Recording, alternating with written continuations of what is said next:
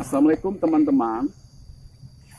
Sangat bersyukur sekali kita berada di tempat yang hijau. Saya bisa menikmati alam dengan penuh rasa syukur. Bagi teman-teman yang masih tempatnya hijau seperti ini, bisa melakukan pernapasan setiap hari tentunya.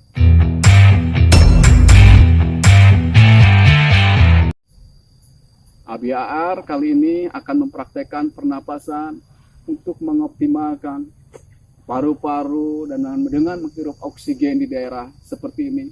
Masya Allah, sungguh bersyukur sekali ya.